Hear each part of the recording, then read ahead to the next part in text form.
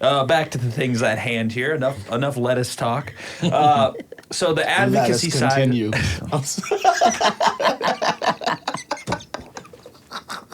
His dad jokes just enrage they're awesome, me. Man. Hey everybody, this is Tony. And this is Paul, and we're coming at you from the Friends for Life podcast, where we discuss the ongoing lives and issues of people with developmental disabilities to spark positive change in the field. And we have a lot of fun doing it. Hey everybody, welcome back to the Friends for Life podcast. Thanks for tuning back in. Today our special guests are Stacy and Alexis from Avenues for Autism. How are you guys doing this afternoon? Great. Doing great. That didn't sound serious. I don't believe it. I'm great. It's technically not the afternoon. It's like early in the morning on a Thursday. So we still got... And it's gloomy out. It's gloomy out. But anyway, so we'll start with Stacy. How did you get involved in working, in the field of like disabilities or intellectual disabilities, autism? How did that start out for you?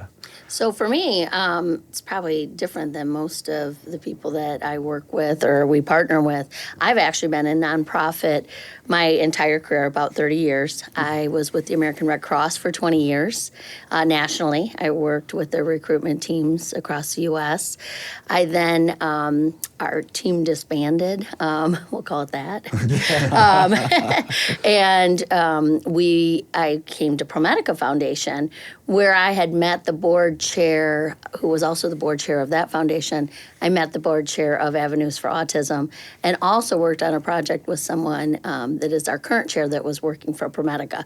So small world, was going to be on the board for Avenues for Autism. Their director left, and I said, hey, would love to be able to help individuals with autism, would love to learn more about autism, and really just try to make a bigger impact for one specific group, one community where I thought we could make a difference. The prevalence was increasing, and we were seeing more and more cases, diagnoses for individuals with autism, and I just felt that we could make an impact. I've always had a heart for helping others, and it just seemed like the right place for me to be.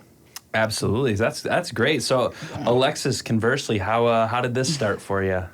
It was an accident, to be honest. I went to college to become a high school choir teacher. All right. Really? And about 2 years in, decided that was not a good fit for me.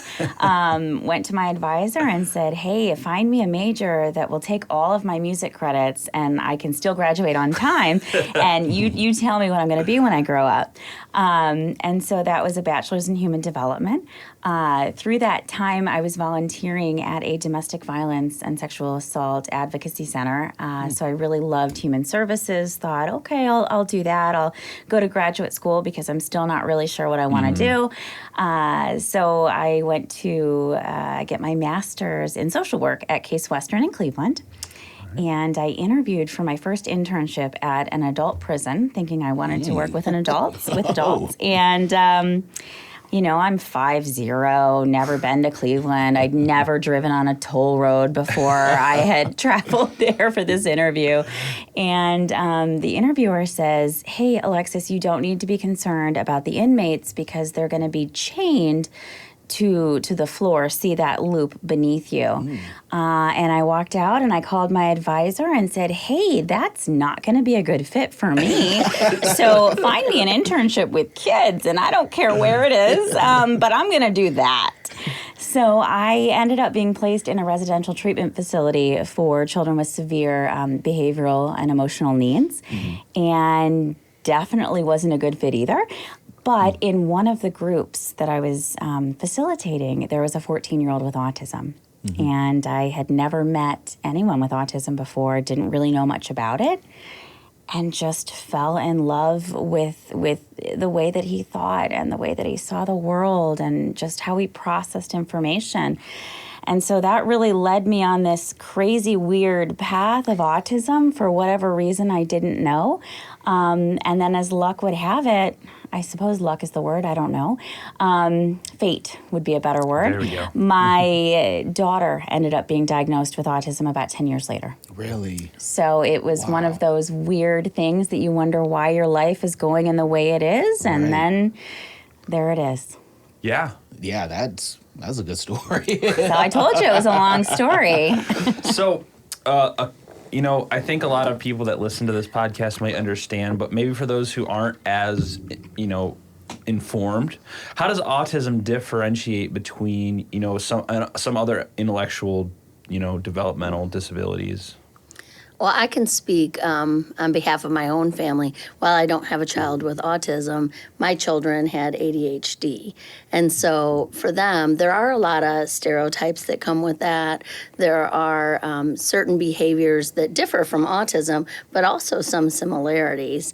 And it can be challenging for the parents. They want to, and we see that when they call in too, not just from our own experience, but it's challenging because they want the best opportunities for their children and people just don't understand it. Mm-hmm. They really don't know the effects that it has on the child. They don't understand the day-to-day, the extra effort that it might take.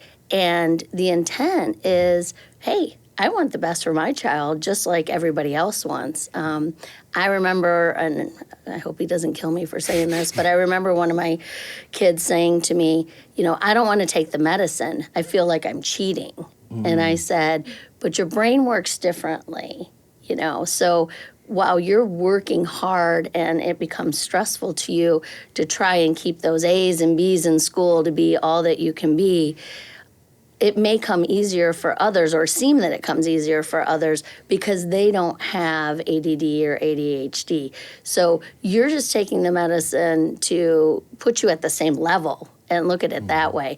But they struggled with that a little bit. And I think sometimes the other thing that happened is because of the stereotypes, because, kids will say, oh, I have ADHD, but they've never been diagnosed, or, they can't focus on something and jokingly say squirrel, which we do, I'll admit.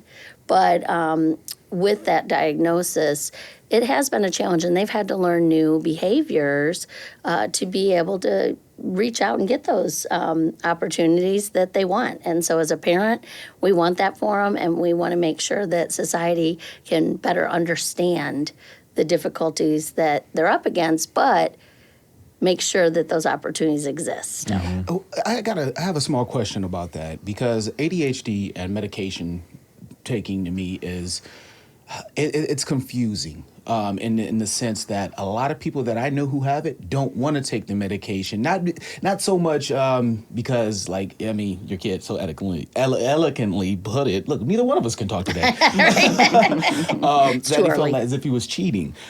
But I know people that they just say it doesn't feel like them. Like they have. So did you notice any of that with your kids?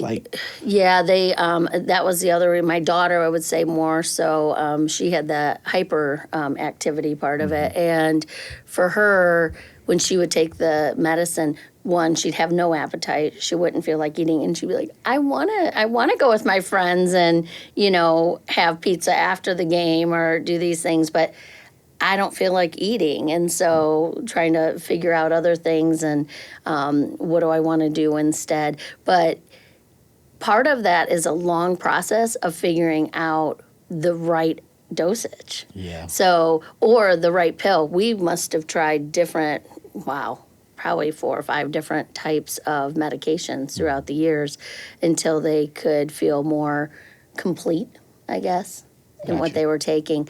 So it's a process. But I didn't mean to derail from autism. No. They're not one and the same by any means. I have friends with autism that have children with autism and that experience. But truly, you could speak more to it, Alexis, than I could. Yeah, I mean, so even with you, Alexis, once you realize that your kid was on the spectrum, did you get that holy what am I going to do now? Or I mean, was it a scare? Because I'm sure it's one of those things. I personally think as a parent, we try to put on the strong face but we know that there's a challenge ahead of us. So how did you cope with that? Yeah, we pretended it wasn't happening, to be honest. There were a few months that went by that we said, oh, no, it can't be. It's a million other things, but it's definitely not that. It's the pandemic. It's lack of socialization. It's, anything. And then it really kind of came to a head, and we said, all right, there's probably something going on here. And we got to do something. We can't just drag our feet. Unfortunately, it was the pandemic, so things were really hard to find services and diagnostic centers and all of that. But, you'd think as a clinician who'd been doing it for 10 or 12 years before, it would have been easier. But it really isn't. No matter what your profession is, when you sit across the table from that person and you get that diagnosis, your world kind of collapses a little bit, and everything that you thought was going to be is a little bit different, and not necessarily bad. It's just not the path we had anticipated. Gotcha. Yeah, and it's funny how life does that to you. You think one thing's going to work out one way, and then it's like, nope, sorry, buddy. But those challenges in life can definitely be a blessing sometimes. They kind of teach you to be things that you weren't, like maybe more patient or more understanding. So I think everybody could use a little more patience and understanding nowadays, especially with the way the world's operating. But a question, so where did Avenues for Autism get its start? Where was it? What was why did you start? Because every organization we talk to has a reason. There's usually a personal reason or a advocating for change. So where did that start for you? So for us, it started with Bob and Susie Tyner. They worked at OI for years here in the Toledo area. They had a son that eventually learned he had autism. In the early years, they thought he had a different mental health concern. I don't know the exact diagnosis, but something like social psychosis, something like that.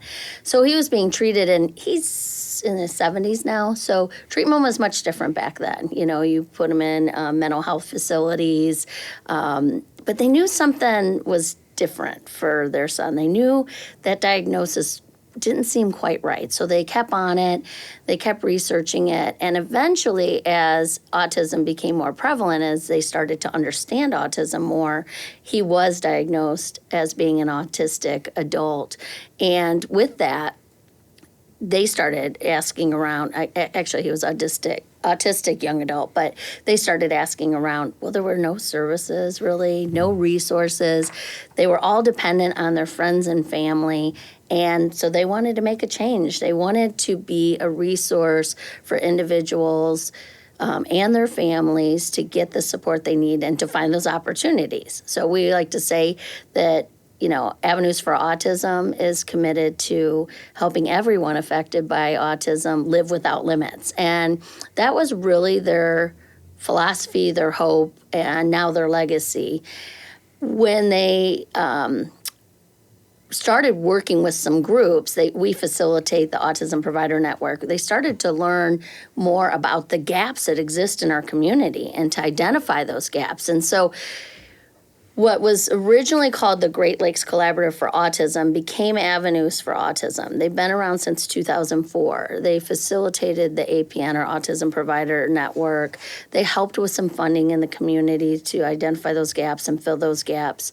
And then more recently, we really, in 2019, they changed their name to Avenues, really following that first initial thought of being that navigator, being that, resource, that one-stop shop for financial assistance, for, family support, for, referrals to other organizations, but really having a plan, a plan for each individual. And so they started with their funding. So they opened the Susan Tyner Autism Assistance Fund, and we've given over $250,000 to families so far. Even last year we gave $30,000, and already this year we're at like 17. The need is increasing, and the stories that these families bring us are just amazing. It costs 4 to 6 times more for a family, medical cost-wise, for a family or an individual with autism versus most kids their age. It can cost a family $60,000 annually to raise a child with autism, and some families have multiple children. So we give up to $1,500 a year to families that are in need. And if they have multiples, they take priority. So some families, if they have twins or whatnot, get $3,000. But we've helped them with funding from from ABA therapies to occupational therapies, speech therapies. But then we've also helped them with sensory items. Maybe it's some clothing that helps them go to that first day of kindergarten and feel more special because that sensory item just kind of gives them a big hug, makes them feel better. The most recent one, we've actually even helped people during COVID so their kids could get out, build fences, put fences up. But the most recent one was very unique. There was a child that has not only autism, but he has asthma really bad. And won't get into the details, but their tub was cracking and having some issues, and they were worried about mold. And, single parent trying to raise 3 children. Littlest one has asthma and autism. And so they asked if we could help them buy a tub. And so we did. So, we try to do what we can to help the families with whatever those needs are that they have. And it's expensive. We don't look at, hey, if somebody makes a certain amount of money, they get the assistance over someone else. We don't know everybody's situation. If you're coming to us for a true need, we understand the costs are high, and we try to help wherever we can. On top of that, I know that was a long story. On top of that, because we're very proud of it, but on top of that, we knew we had to get to that navigation part that we've always talked about. The gaps still exist. There are resources here and there, but there's not that sort of one-stop shop. And so we just hired Alexis as our director of Autism Navigation Services, and we're so excited about where that program is going to lead. So, yeah, perfect segue. Yeah. What is that program, and what's your role in bringing that to fruition? So I am developing it really from ground up and creating what it's needed in the community, and we certainly have a lot of goals, and we'll start at a reasonable pace, and then continue to add. Stacy has to bring me down to earth a few times a day because I have so many lofty goals on what I'd like to do. But initially, our Autism Navigation program is really going to help families with that plan, that 360-degree plan for their individual, whether it's, I just got a diagnosis and I have no idea what to do, or, hey, we're transitioning to high school and all of these issues with puberty and where do we go to school and what do we do, to, hey, I have an adult and we'd like them to learn to live independently. Where can we go? What kind of supported housing is there? What are the skills that we might need? So really my role is going to be meeting with families, helping them to craft that plan, helping them to potentially process any feelings. I know you were talking about when you get that diagnosis, it can be challenging. Teaching grandparents about their grandchildren with autism. What does it mean for them? How can they best support their grandchild in their home, maybe on vacation? So really that 360-degree view and helping families walk through whatever path they've chosen. Well, that's great. Will you help with agencies like ours? Because I have never. Okay, this is going to sound weird. Working with people who have autism has never been a strong suit for me because I'm an energetic, bouncy type of person. And that has shown to be, for a lot of people with autism, a little bit too much. And the strictness of schedules and stuff at times. I believe in schedules. I think setting things and having them done a certain type of way, but that was one of the reasons I love my field of work so much, is because it didn't have to be so schedule stickler. But I think there's agencies out here who can utilize that help and training and stuff as well. So will you guys or ladies be reaching out to people like that, or What's the look like? Absolutely. So we'll be training other organizations. We've talked about, helping daycares and childcare centers work with our individuals as well. But really any agency or business place that, to accommodate our individuals as employees, we'll be doing all of that. Oh, that's really impressive. That's such a cool thing, and like the word navigation makes sense now when you say it that way, because teaching people how to navigate life. Sometimes I feel like I need a program like that, because often I'm like, what am I doing? I have no concept of like what is going on right now. So you mentioned the Autism Provider Network. I don't know what that is personally, and if I don't know what it is, it means probably other people don't know what it is. So what is that? What does that mean that you're kind of overseeing that, I guess?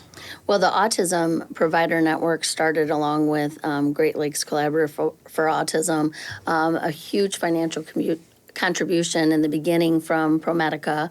And basically, it's 25 organizations that come together. We meet every other month. We had a job fair this year. We brought in law enforcement and had a big workshop over a 3-day period about, it was called Be Safe. We brought some individuals in from California that taught law enforcement as well as self-advocates how to be safe in the community, things they should do, self-disclosure, et cetera, when situations arise.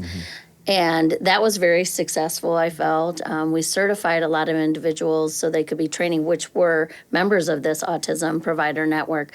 But Autism Provider Network, it's your colleges, so the UT, BGSU, there's members from their departments that work in autism. We have Toledo Public Schools, the Autism Society of Northwest Ohio.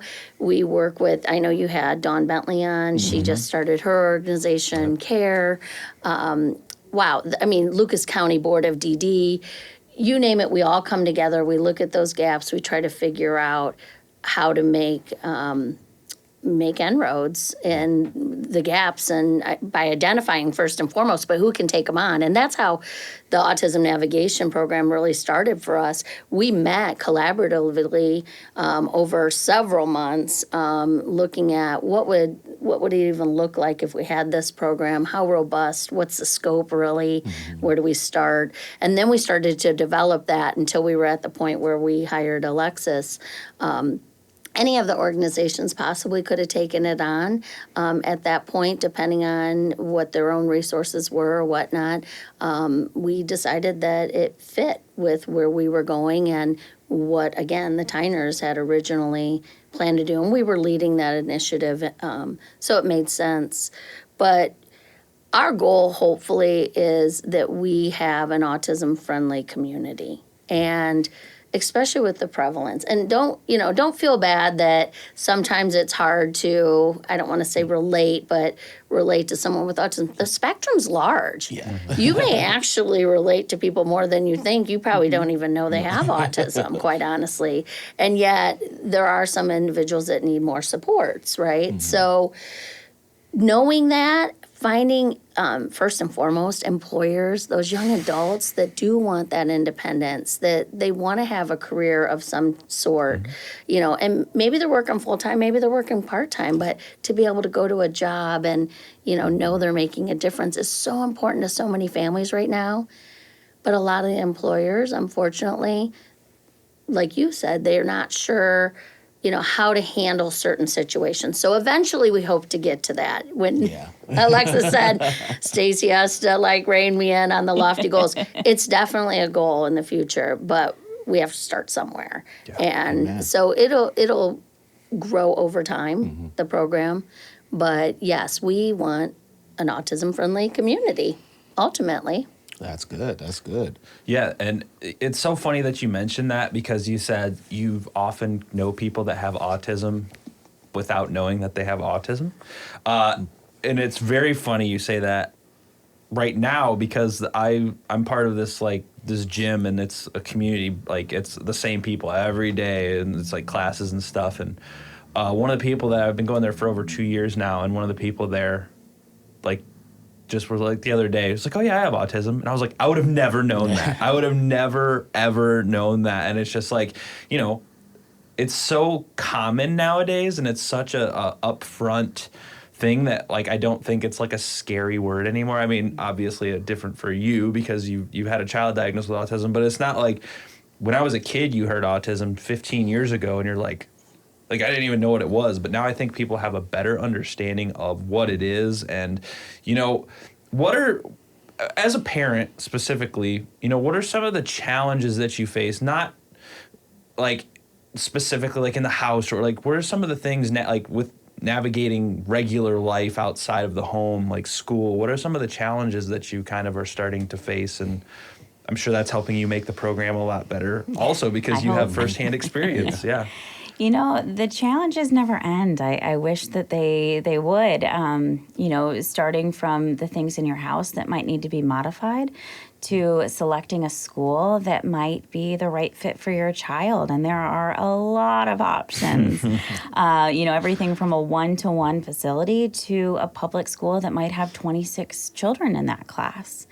You know, there's the after-school activities. There's the ballet, the gymnastics, the soccer, the karate that all children deserve to be involved in, but how do we accommodate our individuals in those things that might be a little bit, it's loud, it's chaotic, it's different. You know, we've got doctor's visits, we've got blood draws, we've got the dentist visit, and we don't know what to expect, especially when you only go twice a year. How could you possibly prepare someone for that?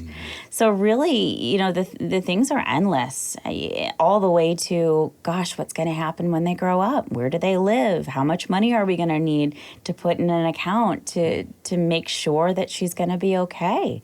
So really the I don't know that I want to say worries, but the things really to think about and be thoughtful about are endless. I always there was this thought like it was always two types of autism. You have your super smart like Rain Man type of person, and then you have your quote unquote chaotic, just mean driven. Like that's the ignorant mindset of it. But I like to focus on the talents that come from that. So do you ladies have any like cool stories of people with awesome talents that you would have never thought and like maybe just accidentally happened one day? So just this past year, we asked autistic woman to join our board at Avenues, and she has a bachelor's in science. She is studying right now to be a physical therapy assistant at Owens. She's amazing, first and foremost. She is just like, you listen to her, she did a speech at our breakfast, and man, I'm surprised there wasn't a standing ovation. I think everybody wanted to stand up. One of my favorite things that she said is, I am no more the autistic person today as I was as the 5-year-old that thinks sweatpants are way more comfortable than a pair of jeans. And can you not relate to that? So to me, I'm like, we're all unique. You're right. And we got to stop from society's standpoint. We have to stop sort of labeling or stereotyping and just learn what people bring to the table. What are their true, you know, unique characteristics that make them them and make them special. And we should do that with everybody, not just those that may have a disability, but we really need to start to focus more on that, and we'll start to have more meaningful relationships, and people will start to realize too what they're really good at, you know. So with our board member, I mean, she's just really helped us open our eyes to and gain better perspective. I have friends. I have one friend that has a son that's Asperger, and, you know, he relates great to adults. We sit down at the table and he's like, oh, it's such a pleasure to talk to you this evening. I hope that we can talk again soon. He's 13. You know, 13-year-olds don't normally talk about, we're like, yeah, hey, let's talk more. And then I have a friend that, you know, her child is nonverbal, but she uses an iPad to speak or to communicate. But, oh, man, every time I see her, we're doing Ring Around the Rosie. We're running up and down. We're playing. She just brings so much energy and fullness to life. And she has just made everybody realize, you know, how special she is, but how people interact with her it's really showing how some of these kids and some of our cousins and family are more special because they relate to her and they don't treat her any different. They throw her on the four-wheeler with her and they take her around the yard, and why shouldn't they? So there's just some really amazing stories of people that are doing very, very well out there, and it's because they had parents that were supportive, that advocated for them, that even in a time where there are still a lot of gaps in our community, that they found every opportunity for their children. And the earlier we can have some early intervention and some support, the more support they're going to have as they grow and to become adults. That's good. Yeah, I mean, you talk about avenues wanting to, help individuals live without limits, right? And that's really what we're doing. I think society and even parents sometimes, we put these limits on our children because of what our doctors have said or what society has said, what the media has said. But really, when we remove those specific expectations that we've been told, our individuals can do amazing things regardless of their communication differences or social differences. Our individuals always find something that they love, something that they're into. And if we can follow those interests and build on those interests instead of taking them away, we really see amazing things.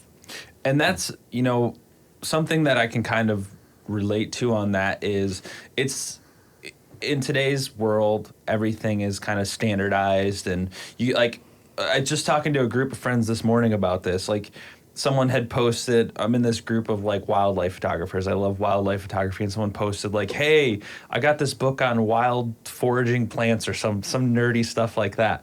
And then I started thinking about it. It was we go to the grocery store now and there's a couple of options for fruits and vegetables and stuff. There's the same thing, bananas, oranges, pineapples, a few things here and there. But if there's so much more to the world that's outside of everybody's standard way of thinking about food. There's you could walk outside this office right now and probably half the stuff we're looking at is edible, but we don't take that into account. We think it has to be spinach or broccoli. And that's the same thing with, people with disabilities. We're looking at them thinking spinach and broccoli when it's they could be eating this they're the wild flower that's super edible that nobody knows about. And it's very, very much the same to me. It's we're told everything has to be in these boxes, when in reality, it doesn't have to be. Everybody has their own special way of doing things, and it might be considered weird to do it outside the box, but who cares? That's totally fine. We set expectations for ourselves, but also for others. As parents, we definitely do with our children. How many parents have said, oh, maybe my child will grow up to be president. I always said, I hope my child never wants to be president and be in that. But we do, doctors, lawyers, they think of the big career choices and whatnot. And autism aside, mental health, any type of disabilities aside, I can speak on behalf with my children. They both went to college. I have a college degree. They thought, hey, that's the expectation. We need to go to college. And both of them decided, I don't think it's really for me. And my son is just rocking it in the trades right now. And he's doing very well, and he's going to have a great life, and he loves what he's doing. And my daughter decided to, cut hair and go to beauty school, and she's a great colorist, and she's rocking it. And I'm they're happy. They're independent. They're not asking us for money, The most important. One needs to move out still, but she'll get there. But, truly, to see that independence and see them shine and enjoy, what they do, that's so much more important than, thinking they have to go to college, get a specific job, and then get out to find out, one, that job might not be available, and two, that they're miserable in it. So we just have to quit doing that, I think. And it's going to take a while because I feel like more and more the expectations grow when they should actually lessen. I think that we need to, again, just get to know people and, enjoy people for who they are and treasure their uniqueness. Yeah. And, we are big proactive people in regards to independence. So it's always, in my eyes, that we need to be preparing our future, no matter who it is, without us there. I don't, I don't want Friends for Life to stop its mission if I were to meet my demise in any sort of way. I don't want my kids to lose out on their growth potential just because I'm not around. So we have to, I think, always teach people how to be better without us, in a sense. And I don't know, this is kind of off, but I can't get it out of my head. When Paul was talking about the whole foraging for food type of thing, I was in Sam's. I think I mentioned this story before, but it made me so mad. I was having a wonderful conversation with this family that was with me. Right in front of us, and they asked about what I did. They saw the tree, and they were very intrigued about it. And there was this other lady. She was going up, and I noticed she had a bag, and it was a bag of lettuce. And she brought it, and she said, "There's a bug in it." Threw it down and wanted a refund. I'm sitting here, I'm baffled because it's like, do you not know where lettuce comes from? Rinse it off. I don't care if the bag said pre-washed. You should just rinse it off or wash it. And that's the entitlement that I feel like we have sometimes in just pure society, and let alone if, we start pointing fingers at how people should behave and how they should grow and the steps that they should follow. Like, that's a very simple one. Rinse the damn thing off. But I'm sorry, that still eats at me. He's traumatized for life by the lettuce story. Clearly. Oh, man, because the conversation I was having with the other family was just so great. I mean, and I went into some therapy-like stuff, too. And, goodness, we were almost in tears by the time we were leaving. So I do have to know, do you go now to the store and look through every head of lettuce just to see if there's... If anything, I will buy it from a farmer's market just so I can have the bugs in it. It's just a little extra protein, right? Natural. Yeah. Doesn't bother me at all. You're talking about pound for pound protein. Bugs carry more protein. Why do you know that? Because I was contemplating on the, because in Asia... He really was traumatized by the bug. In Asia, most of their protein comes from bugs. I did not know that. I didn't either until I looked it up. Somebody's going to fact check this and please do. Go ahead. Yeah. It'll get us more comments on YouTube probably. So that's all that matters. So anyway, back to the things at hand here. Enough lettuce talk. So the advocacy side.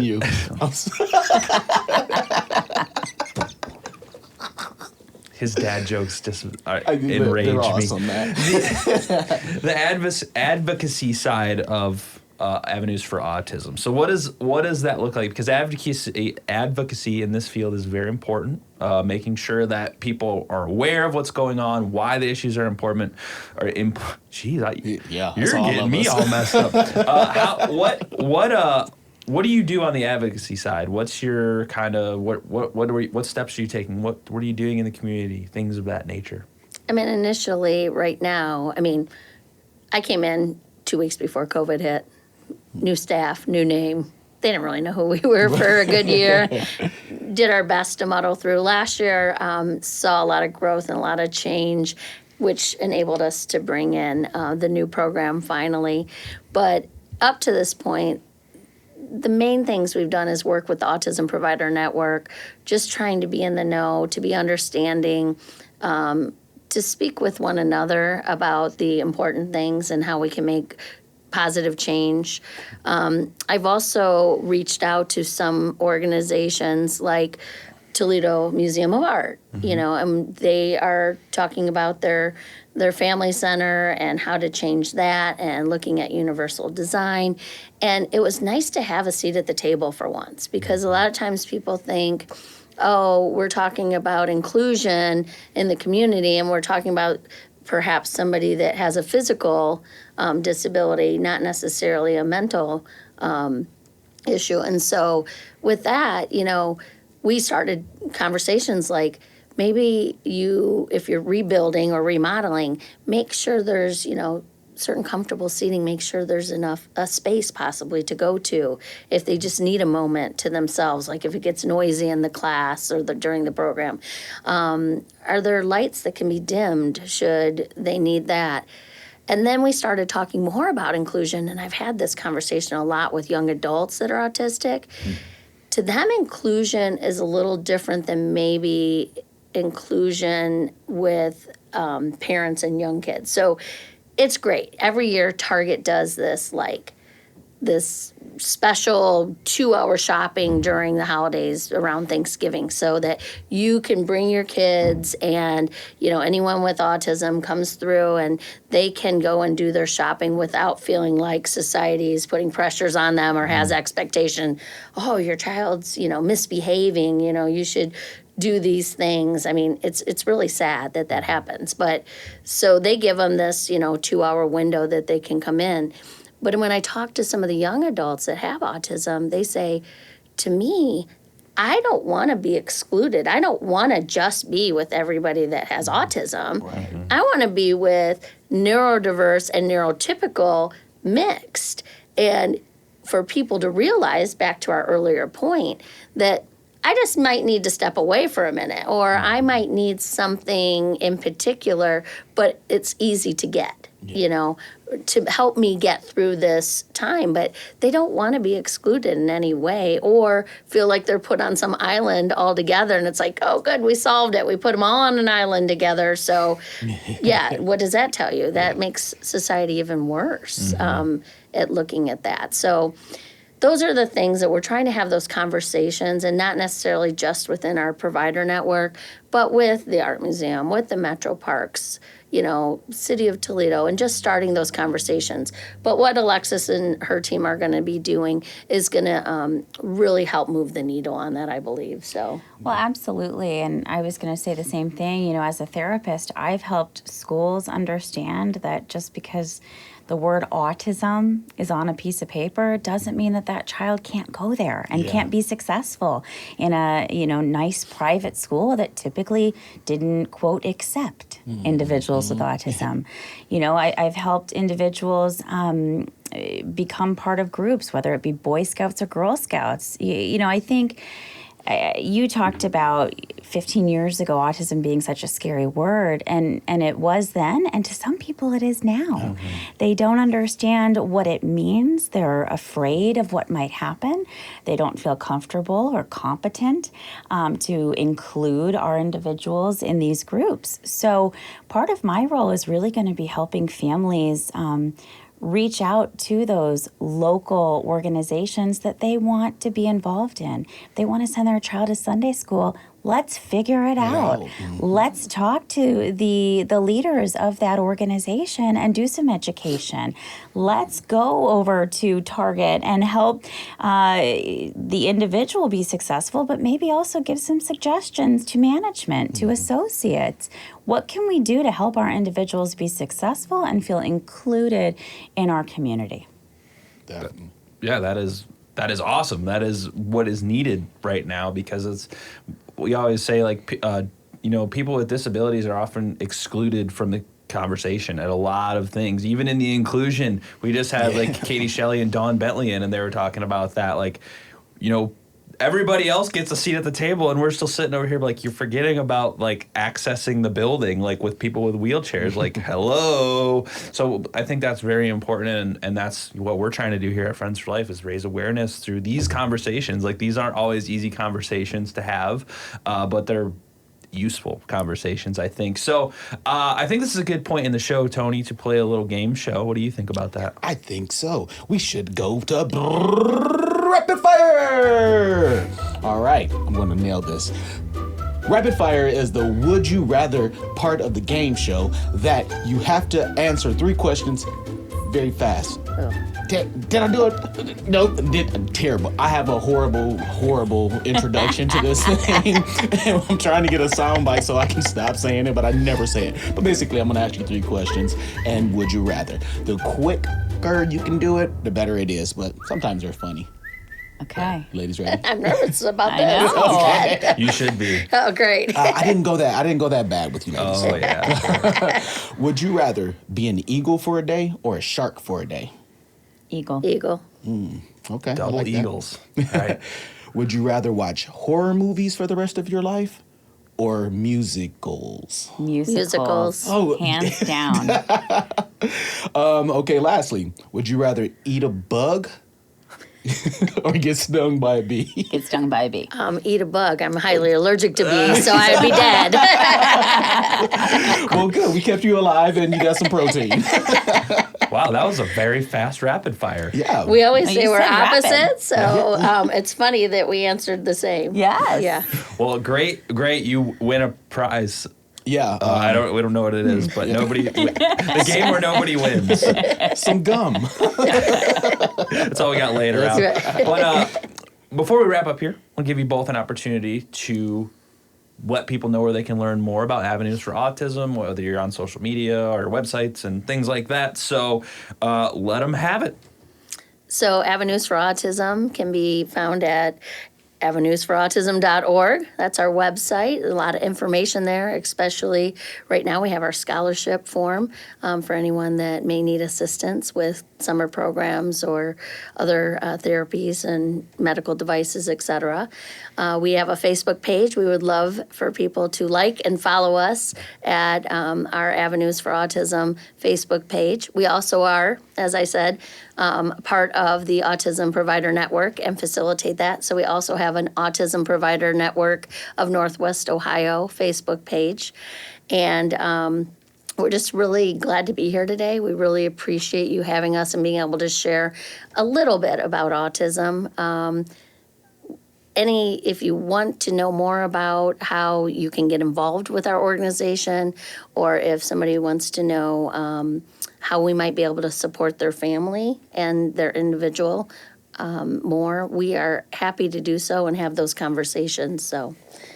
Absolutely. And if you watch our website and our Facebook page over the next few weeks or months, you'll start to see the Autism Navigation page grow. In the meantime, certainly contact us if we can do anything to help, but you'll start to see some fun things coming out in the next few weeks and months.